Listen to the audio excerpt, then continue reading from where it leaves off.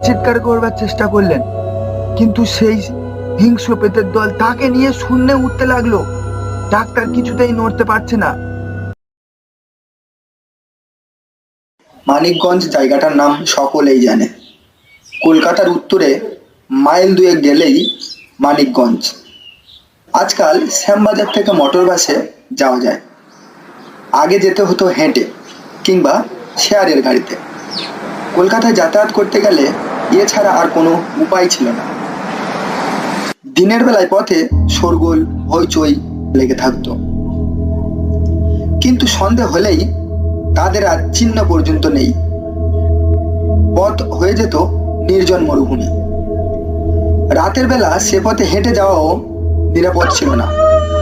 মাঝে মাঝে এক আধটা কুকুর কেবল ডাকতে ডাকতে চলে যেত। ভদ্রলোক কয়েকজন যে পাড়ায় থাকতেন সে পাড়াটা গঙ্গার কাছাকাছি। তারা স্টিমারে কলকাতায় আনাগোনা করতেন।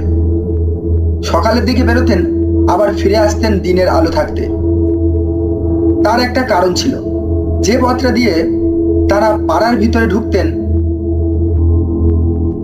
সেই পথের দক্ষিণ দিকে একটা প্রকাণ্ড পুরানো বাড়ি অনেক দিন ধরে পড়েছিল, এবং সেই বাড়ির পাশ দিয়ে সন্ধ্যার পর হেঁটে যাওয়া তারা উচিত মনে করতেন না। বাড়িটা এখানকার পূর্বকালের জমিদার বংশের। এখন সে জমিদারও নেই, তার আগেকার ঐশ্বর্যও নেই। কেউ মরে গেছে, কেউ ছেড়ে গেছে, কিন্তু এই অট্টালিকা এখনো তার ভগ্ন দেহ নিয়ে অতীতকালের গরিব প্রহরীর মতো দাঁড়িয়ে রয়েছে। বাড়িটা জনহীন, নানা আগাছায় পরিপূর্ণ বাদুর আর চামচিকের বাসা। শিয়াল আর সাপের অবাধ লীলাভূমি। শুধু তাই নয়, লোকের বিশ্বাস এ বাড়িতে নাকি কোনো কোনো গভীর রাতে মানুষের কান্না শোনা যায়। আগেকার সেই জমিদারের একটি মেয়ে নাকি গলায় দড়ি দিয়ে আত্মহত্যা করেছিল। অর্থাৎ এ বাড়ির অন্তর্মহলে ভূত আছে। ভূতের কথা শুনলে আর রক্ষে নেই। ভগবানের চেয়ে ভূতকে ওই পাড়ার লোক বেশি মানে আর ভয় করে। সুতরাং অন্ধকার হলে ও পথ দিয়ে আর কেউ হাঁটে না। কিন্তু চাটুর্যদের জামাই এসব আজগুবি কথাগুলি হেসেই উড়িয়ে দিলেন। তিনি নতুন ডাক্তারি পাশ করেছেন। কুস্তি করা দেহ, বিশাল তার বুকের ছাতি। শিলং পাহাড় থেকে সেদিন একটা প্রকাণ্ড বাঘ শিকার করে এনেছে। তার ভয়ানক সাহস। ভূত টুত তিনি গ্রাহ্য করেন না। বড়দিন উপলক্ষে তিনি শ্বশুর বাড়ি বেড়াতে এসেছেন। এ পাড়ার সকলের সঙ্গেই তার পরিচয় হয়েছে। সবাই তাকে ডাক্তার বলে ডাকে। ছেলে ছোকরাদের দলে তার নাম ডাক খুব। একদিন ভূতের বাড়ির আলোচনায় তিনি সাহস ভরে বললেন, যদি একটা রাত আমি ও বাড়িতে কাটিয়ে আসতে পারি তাহলে তোমরা আমাকে কি খাওয়াবে? ছেলেরা অবাক হয়ে বলল, একটা রাত? আপনি বলেন কি ডাক্তারবাবু? 2 ঘন্টার বেশি যদি থাকতে পারে তবে কি বলেছে? ডাক্তার প্রথমে হেসেই অস্থির, তারপর বললেন,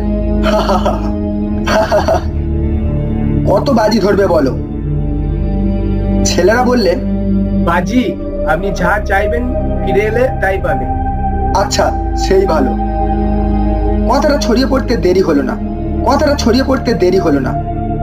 পাড়ার বিজ্ঞ লোকেরা এসে বাধা দিয়ে বললেন, অল্প বয়সে আমরাও জল চিবিয়ে খেয়েছি, কিন্তু ভূতকে মেনেছি চিরকাল। তুমি ও বাড়িতে যেও না বাবা, একটা ভালো মন্দ ঘটলে তখন। ডাক্তার হেসে বললেন, আমাদের জাতের অবনতির একটা কারণ আমাদের ভূতের ভয়। আমাদের কথা তবে শুনবে না? আজ্ঞে না। শ্বশুরবাড়ির সকলে কান্নাকাটি করে অস্থির। এমন সর্বনেশে ডাকাত জামাই তাদের না হলেই ভালো ছিল। ডাক্তার বললেন, আমাকে যদি আপনারা বাধা দেন তাহলে ভবিষ্যতে আপনাদের সঙ্গে আমার আর কোনো সম্পর্ক থাকবে না। শাশুড়ি বললেন, বাঁচলে তো তবে সম্পর্ক যাক বাবা, তুমি প্রাণে বেঁচে থাকো। ডাক্তার কোনো কথা শুনলেন না। তার বন্দুক আছে, কুকুর আছে, দেহে অপরিসীম শক্তি আছে, তার ভয় কি? সকলের বাধা নিষেধ অগ্রাহ্য করে তিনি প্রস্তুত হতে লাগলেন। সেদিন ছিল অমাবস্যা। ডাক্তার কোট প্যান্ট পরে বন্দুক হাতে নিয়ে টর্চটা পরীক্ষা করে হেসে বললেন, রেডি। রাত তখন 10টা বাজে। পাড়ার ছেলেরা দল বেঁধে লাঠি সোঁটা হাতে নিয়ে শোরগোল করে একেবারে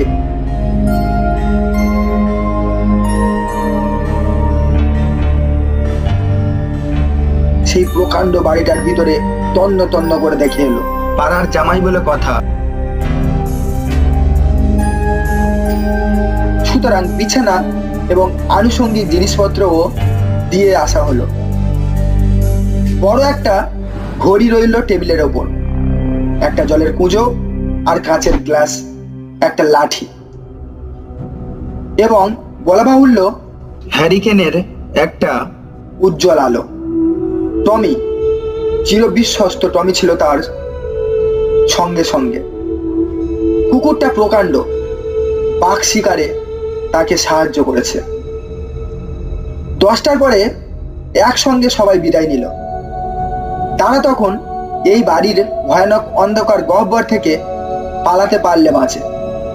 কেউ আর কোনো দিকে তাকাতে সাহস করলে না, পাছে কি বিভীষিকা তাদের চোখে পড়ে যায়। ডাক্তার যে একা এই জনহীন অন্ধকার প্রাসাদের মধ্যে নির্বাচিত হয়ে রইলেন এবং তার ভাগ্যে যে কিছু একটা ঘটবেই একথা ভাবতে ভাবতে সবাই যে যার বাড়িতে গিয়ে পৌঁছলো। চারিদিক নিঃশব্দ, নিস্তব্ধ। এমন বিশাল অট্টালিকার বাইরে যে রাস্তাঘাট আছে, লোকালয় ও মানুষ আছে, কর্মকলাহলময় জগৎ আছে, তা কিছুই বোঝাবার উপায় নেই। এখানে শত শত মানুষের মৃত্যু ঘটলেও কেউ কোনোদিন জানতেও পারবে না। অমাবস্যার অন্ধকার যেন এই প্রেতপুরীকে উদরছাত করেছে। ঘড়িটায় টিক টিক শব্দ হচ্ছে। 11টা বাজল। নিজের নিঃশ্বাসটা যে ইতিমধ্যে কখন ভারী হয়ে উঠেছে ডাক্তার বুঝতেও পারেনি। 5 জনে আগে থাকতে ভয় দেখিয়ে দিয়েছে, তাই এই দুর্বলতা। মনে হলো ঘড়িটা যেন আরো একটু আস্তে শব্দ হলে ভালো হয়। ওটা যেন ভয়ানক, জীবন্ত, অবাধ্য হয়ে উঠেছে। বিছানার ওপর বসে ডাক্তার একবার এদিক ওদিক তাকালেন। দেওয়ালগুলো জীর্ণ, তার গায়ে নানা রকম আঁকিবুকি কাটা, অনেকটা যেন মানুষের কঙ্কালের মতো। ডাক্তার চমকে ফিরে তাকালেন। না, কেউ নয়। বাতাসের শব্দ। না, বাতাসের নয়, বোধ হয় কোনো পোকামাকড়ের আওয়াজ। কিন্তু কোন দিকে? জানালায় না দরজায়? কে ধাক্কা দিল দরজায়? টমি? টমি মুখ তুলে তাকালে। একবার সে একটু গো গো করে উঠল। সে যেন বাঘের সন্ধান পেয়েছে। না, কেউ নয়, বাতাস। পুরনো দরজা, বাতাসে একবার নড়ে বইকি। টমি তার প্রভুর কোলের কাছে আবার মুখ নিচু করে পড়ে রইল। ডাক্তার হাত বুলিয়ে দেখলেন তার বন্দুকটা ঠিক আছে কিনা। নিজের হাতটা যেন সহজে আর নড়তেই চাইছে না। কেমন যেন মনে হতে লাগলো নিজের ওপর কর্তৃত্ব তিনি হারিয়ে ফেলেছেন। তাই অনেক চেষ্টায় শুয়ে পড়লেন। চোখ বন্ধ করবার চেষ্টা করলেও কিন্তু পলক পড়ছে না। চোখের তারা যেন স্থির হয়ে গেছে, পাথরের মতো প্রাণহীন। ঘড়িটা টিক টিক করছে। ওটা যেন জীবন্ত মানুষের মাথা, যেন ওর চোখ, নাক, কান আছে। ডাক্তারের দিকে চেয়ে হাসছে, প্রেতের মতো হাসি। হঠাৎ তার দৃষ্টি পড়ল দেওয়ালের গায়ে। ও কি? দেওয়ালের সেই আঁকিবুকি, সেই মানুষের কঙ্কালটা যেন নড়ছে। ডাক্তারের বুকের ভিতরকার রক্ত জমাট বেঁধে এলো। উজ্জ্বল আলোয় সেই কঙ্কাল বিরাট দাঁড়াবে চেহারা নিয়ে দেওয়ালে উঠে দাঁড়ালো। এবার হাত বাড়িয়ে তার দিকে এগিয়ে আসছে। ডাক্তারের বুকের ভিতরকার রক্ত জমাট বেঁধে এলো। হাত বাড়িয়ে ডাক্তার বন্দুকটা ধরবার চেষ্টা করলো, কিন্তু হাত উঠলো না। ওই বন্দুকটা তার কাছে নেই তো, কে নিল? ডাক্তারের গলাটা কে টিপে ধরেছে। শট নেই, চিৎকার নেই, নিঃশ্বাস নেই। তিনি নড়াবার চেষ্টা করলেন, কিন্তু সম্ভব হলো না। খাটের সঙ্গে তাকে বেঁধে দিয়েছে। ডাক্তার তবুও জ্ঞান হারাননি। খুব সাহসী লোক তিনি।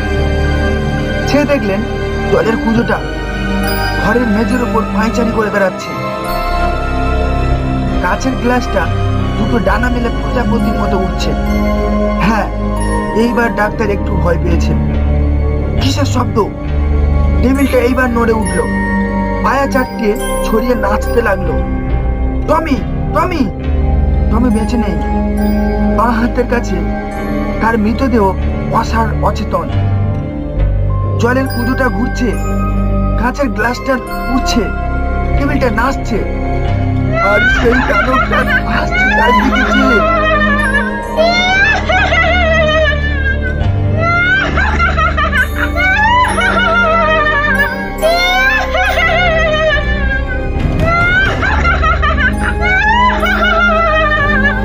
হঠাৎ সশব্দে দরজা জানালাগুলো খুলে গেল। ডাক্তার শিউরে উঠলেন। কারা ঢুকছে ঘরে? বড় বড় মাথা, ঝাঁকড়া ঝাঁকড়া চুল, পুঞ্জ পুঞ্জ অন্ধকারের মতো। মানুষ নয়, দানব নয়, এরা যেন আরো বিচিত্র। গভীর রাতের অন্ধকারে এরা এসেছে কঙ্কালটার সঙ্গে ষড়যন্ত্র করতে। ডাক্তারের সর্বাঙ্গ হিম হয়ে এলো। তিনি কেঁদে উঠবার চেষ্টা করলেও পারলেন না।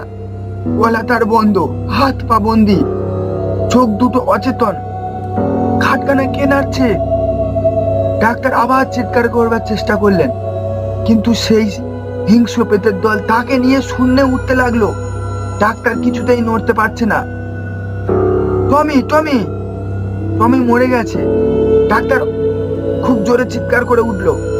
খাটখানা শূন্যে উঠেছে। আহ! মহাশূন্যের ঘোর অন্ধকারের দেশে, আরো উঁচুতে দানবের দেশে তাকে নিয়ে যাবে। ভূত প্রেতের রহস্য রাজ্যে পূর্ত দেশে খাটখানা উড়ে যাচ্ছে। দূরে ওই যা, তাদের হাত থেকে খাট মস্কে গেল। ডাক্তার বেগে নিচের দিকে পড়ে যাচ্ছেন। হয়তো কোনো মহাসমুদ্রের জলে তিনি আছাড় খেয়ে পড়ে তলিয়ে যাবেন। গেল গেল! ডাক্তারবাবু, ও ডাক্তারবাবু! দরজায় ধাক্কা পড়তেই ডাক্তারের ঘুম ভাঙলো। বুকটা ধড়ফড় করছে। চোখ চেয়ে দেখলেন সকালের আলো জানালা দরজার ফাঁক দিয়ে ঘরের ভিতরে এসে পড়ে। সর্বশরীর তার তখনই কাঁপছে। ডাক্তার চেয়ে দেখলেন সব ঠিক আছে। সেই আলো, ঘড়ি, টেবিল, পুজোর গ্লাস, তার বন্দুক আর টমি। গলার আওয়াজ দিয়ে তিনি বললেন, যাই হে, দাঁড়াও।